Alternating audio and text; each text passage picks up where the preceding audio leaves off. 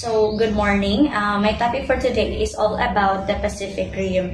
So, according to the research, it says there that Pacific Rim refers to geographic area surrounding the Pacific Ocean. Pacific Rim covers the western shores of North America, South America, and shores of Australia, Eastern Asia, and the islands of the Pacific. So, NI technology has varied, has evolved depending upon the specific country. So, NI technology in health industry has been adapted in Australia, New Zealand, Hong Kong, and even in South Korea, progressingly rapidly also in Malaysia and Japan. But the rest of the member of the nations are still in the learning process to gain awareness about the field. So as what I have said, the evolution of nursing informatics has varied in each of the Pacific Rim countries.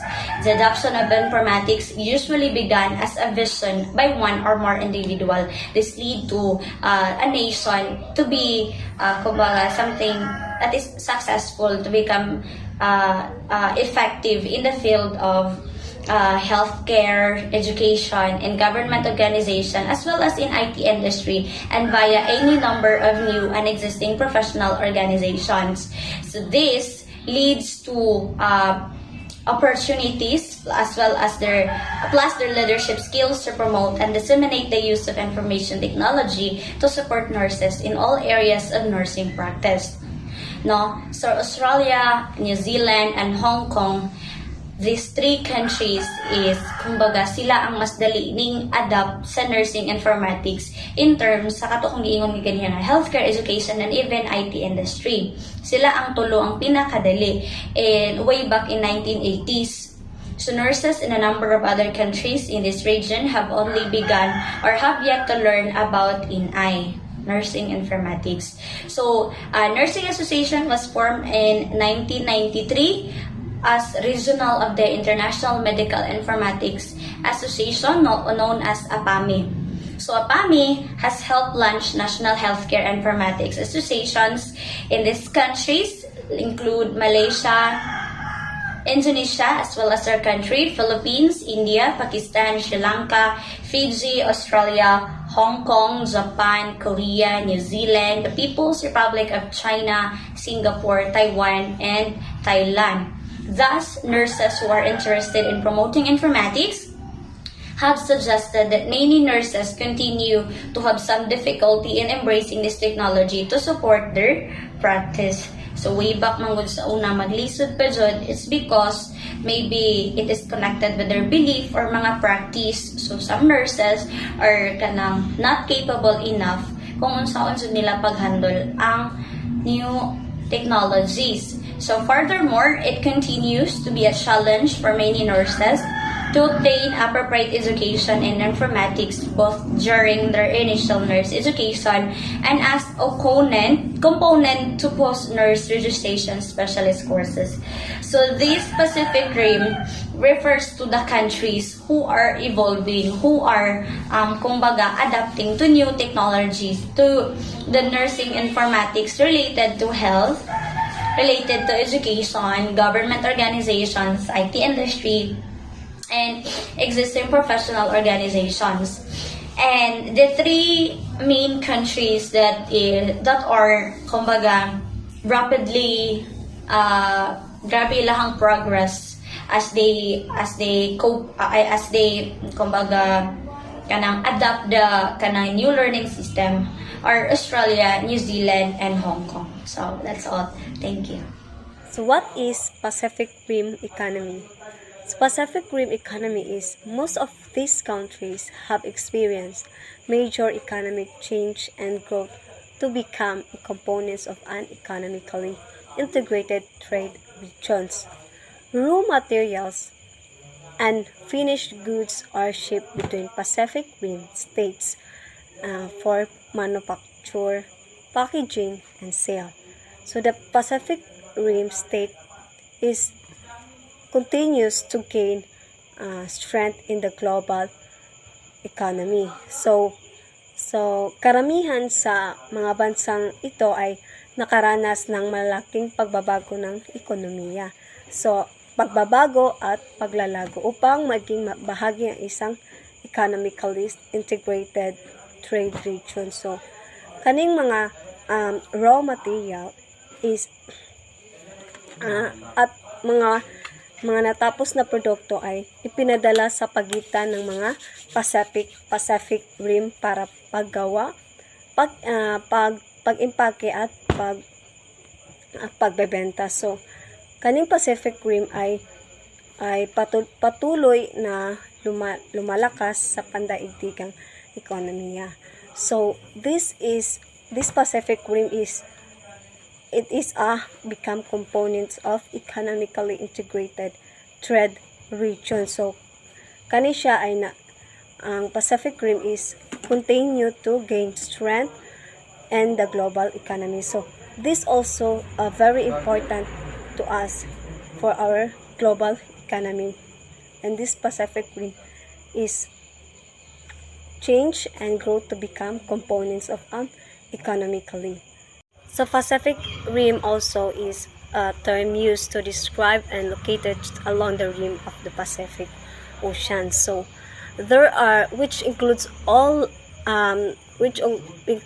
lands in the Pacific Rim and all the island in the Pacific Ocean. So there are many nations and terrorists that are designated as part of a Pacific Rim. So in Asia, so there are following countries that is considered as a Pacific Rim, which are the China, Indonesia, Japan, Malaysia, North Korea, Philippines, Russia, Singapore, South Korea, Taiwan, and Vietnam. So those countries are considered as a Pacific Rim. So in addition, the countries listed all part of Pacific Rim. So it also included the American Samoa, Christmas Island, Cocos Islands, and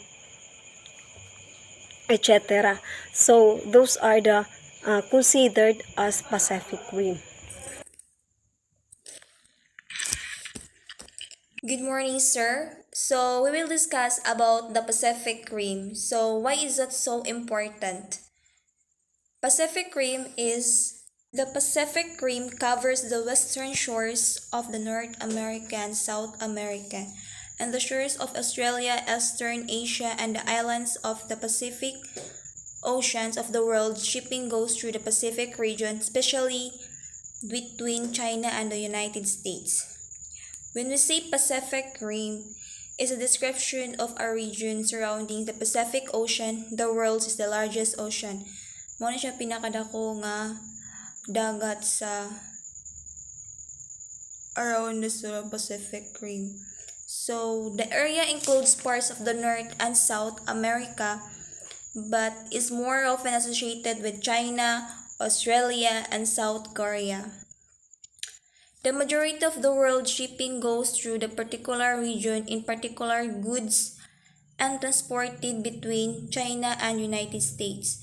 When we say Pacific Rim, is a term used to describe the nations bordering the Pacific Ocean and the island countries situated in it the post-world. So mao ni ang mga places nga gikan sa Pacific Rim na mga border in Asia. A region comprised of countries. The border of the Pacific Ocean is include Australia, Cambodia, China, Hong Kong, Indonesia, Laos, Malaysia, New Zealand, Papua New Guinea, the Philippines, Singapore, South Korea, Taiwan, Thailand, and Vietnam. Those are the places that bordering about the Pacific Ocean. Mao tong mga places nga naka-border nagpalibot sila sa Pacific Ocean nga mga countries. So, a group of countries that are in or next to the Pacific Ocean, especially of Asian countries on the Pacific Ocean.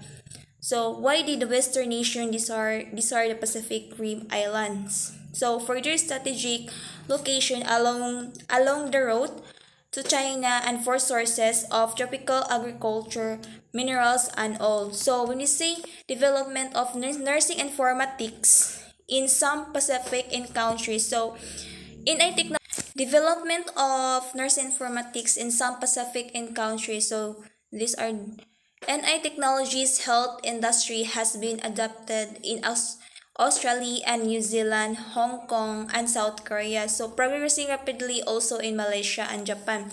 The rest of the members of nations are still in learning to gain awareness about the field.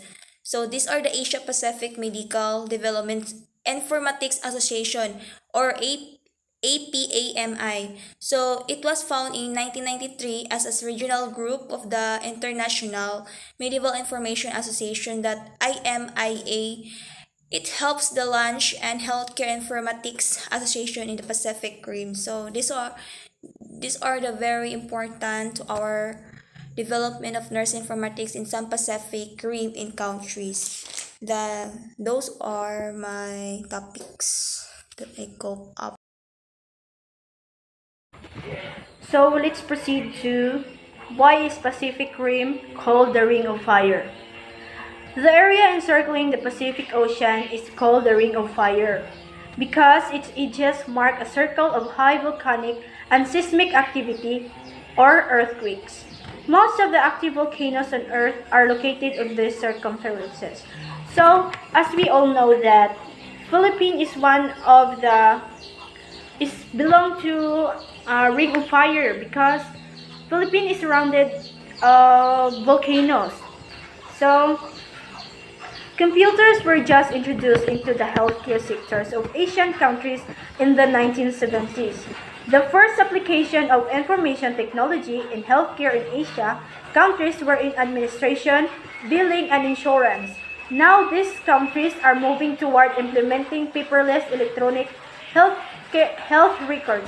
So ang una diyang na-introduce sa information or the technology is kanang mga administration lang, is billing, ang insurance ang gamit sa computer. But as generations goes by and technologies evolve, so nagamit na po ang computer into paperless na kanang mga records sa patient. Like ang kanang sa nurses note, sagara mo yun ang uban anak kay di computer naman jud, dili kay pareha tong una nga sa billing ra jud, sa mga insurance, administration. Karon kay kuha na siya grabe og mga high-tech na kaayo, daghan na og mga nagamit ang computer. The adoption of information in Asia countries usually began as vision by a group of individuals in the government or professional organization who promoted the use of information technology to support nurses in all areas of nursing practice. So, ang technologies di ay gamit kayo sa mga nurses kay mao ni silbi nagatabang sa ilaha para sa ilang pasyente, para ma-monitor nila ilang pasyente o ma-monitor nila kung unsa man gyud background ana nga pasyente o ang ilahang mga record dili mga wala. So, next is as information technology has become indispensable to daily activities of healthcare professionals, more and more nursing schools are beginning to realize the importance of providing information courses of nurses. So, ang technology mo di ay, kuan na siya, nagatabang na siya sa mga student nurse para ma-provide kung unsay mga daily needs nila, kung unsay kanang mga dapat nilang makatunan ana nga situation. So, nag-talk man tag about sa Pacific Rim. So, by helping of technologies or computers, makabalo gyud ta kung unsa gyud manahitabo sa ato ang surrounding, especially sa ato ang Ring of Fire. Kung unsa na gyud panghitabo kanang nalabay ng buto or need na ba jud anang lugar og mga nurses. So dali ra man jud ta maka-communicate no kung gamit na ang mga invention ng mga new technologies sa ato ang life. So basic computers literacy education is now a part of nursing education. So computers kay siyempre mga technologies, so nag-evolve naman dyan sa person's life. So kuan na siya kanang murag part na dyan sa lives o sa katawo ang technologies para maka-communicate sa unsa man gyud mga panghitabo, especially ang mga nurses need sila og mga information coming from other places para makabalo sila kung unsa man gyud mga news or updates ana nga lugar, or mag-need ba sila og tabang or help from other places also or sa tuang nga place. Okay, I have a question. Is the Pacific Ring the Ring of Fire? So the answer is, the Ring of Fire, also known as the Pacific Ring of Fire, is the Rim of Fire. So the Girdle of Fire, or the Circum-Pacific Belt, is the region around much of the rim of the Pacific Ocean where many volcanic eruptions and earthquakes occur. In Pacific Rim, Asia, and South North America. So, ang evolutionary jud aning nursing informatics, ang naka-idea, ang naka-invento jud aning nursing informatics, ang Pacific Rim area, Asia, and South and North America. Muna sila ang mga countries. Ang countries ana nabilong ang specifically tulo ka countries, Australia, New Zealand, and Hong Kong. So kaning information technology ay nursing information informatics ngano manin ilang gihimo tungod kay they used the opportunities of their leadership skills and to promote and disseminate the use of the information technology to nurses, health professionals, and also the health practitioners. So, even the education, government organization, as well as the information technology industry. So, by year, ang information technology na appreciate na sa tanan nga mga nasod, na spread na nila ang pagkanindot sa paggamit sa nursing informatics without hassle. Is easy ra kay siya sa paggamit. So na-spread na siya through nations to nations, na mo na siya international. So appreciate nila ang nursing informatics, especially the health medical professionals, mga specialist, di ba?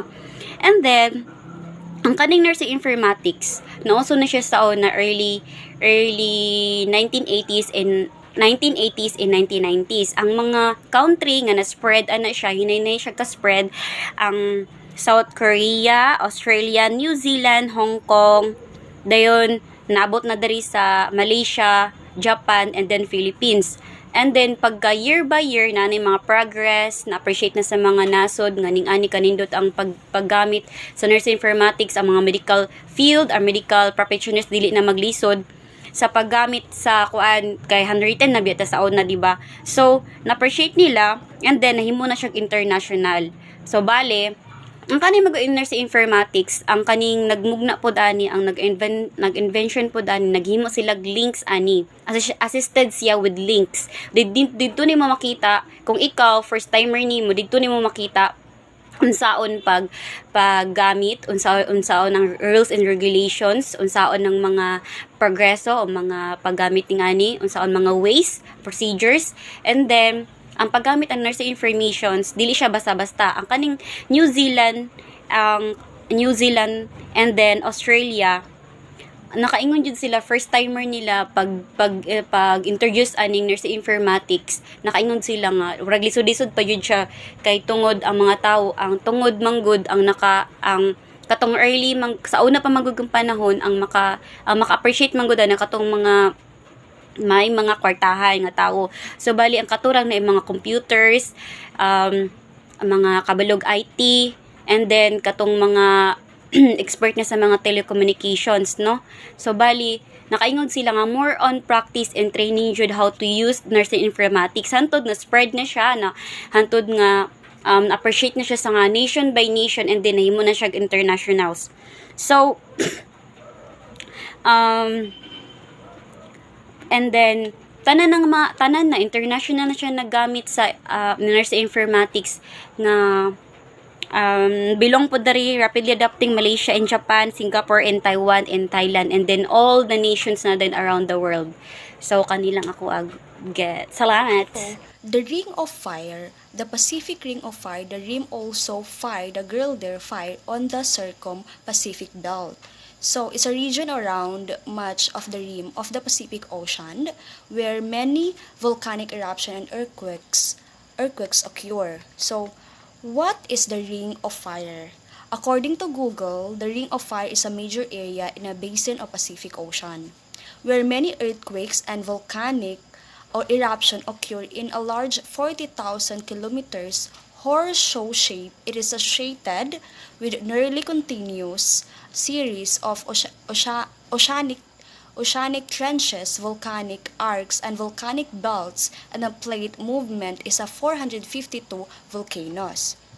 So, what are the advantages and disadvantage of living in the Ring of Fire? So, the Ring of Fire being a massive boundary of volcanic activity. So, and earthquakes around basin of the Pacific Ocean has a pretty obvious disadvantage to me as 25 of the biggest eruptions in the last 11,700 years have occurred there. So, yes, there is the danger of sudden and explosive eruption from composite volcanoes. This can result in heavy death tolls and vast damage to industry and property. However, the soils surrounding volcanoes are always highly fertile. That is to say, crops grow easily and in abundance. There and agriculture and flourish.